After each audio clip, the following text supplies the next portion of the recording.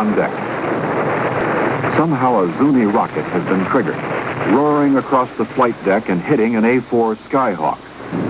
Flame from the A-4's ruptured fuel tank has enveloped the Skyhawk and her immediate neighbors. Behind that curtain of smoke, two 1,000-pound bombs have already dropped from her wings onto the burning deck.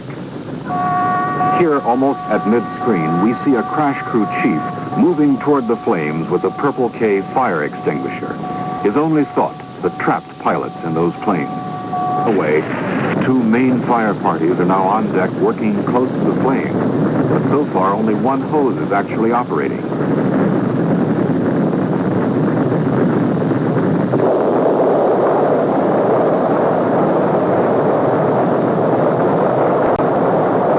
The first explosion carries a message. The Forrestal is in deep trouble. It won't end here. The chain has started. And yet those who have survived it turn around and head back. There are buddies back there, and the chief with the Purple K is dead.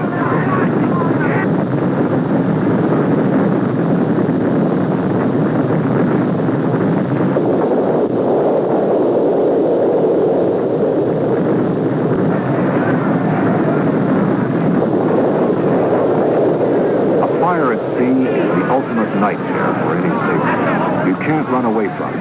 There's nowhere to go. It's a fight for survival. Your instincts have to be right. Your courage pinned on like a badge. Following the third explosion, the first two fire parties had been virtually wiped out. The fire was now completely out of control.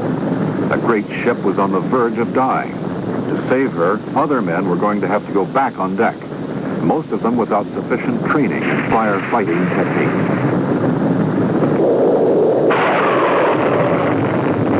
Topside, the only hope was that the explosions would somehow subside. Until they did, no firefighting team could possibly survive on deck. In all, during the fire's first 5 minutes, 9 major explosions would take place on the flight deck.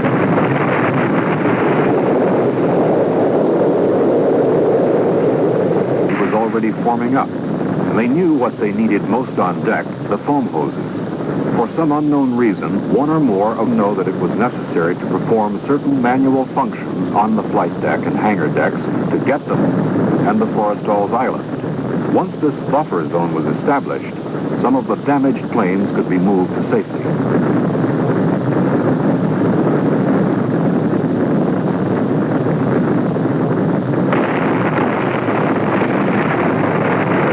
Along the port side, where most of the armed aircraft were parked, things were still out of control. That camera picture is further evidence of a successful team effort. Notice that a fog nozzle has been correctly brought into play over the heads of the firefighters to protect them as they work. Leadership and on-deck communications were early casualties of the Forrestal fire. When some of the more inexperienced people did lend a hand, they made several well-intentioned but nearly disastrous mistakes. At one point, close to the island, 2 water hose teams were working in tandem with a foam hose team. The end result, the water washed away. Team 1 was the presence of white smoke. Obviously, the foam and fog nozzle teams were doing an effective job.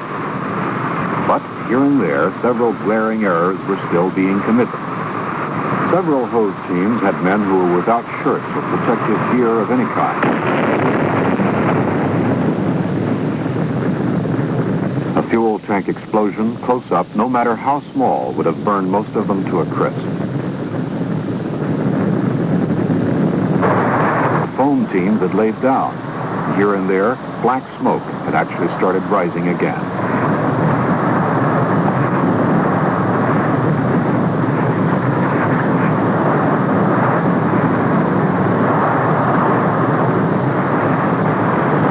Water across a foam blanket was doing its job.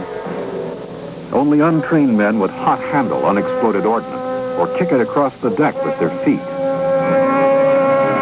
These are things that can't be learned on the spot or after a fire starts. The fact that the men of the Forrestal pulled it off is a tribute to their coolness and courage. But we'll never know how many men were lost because some things were done the wrong way. In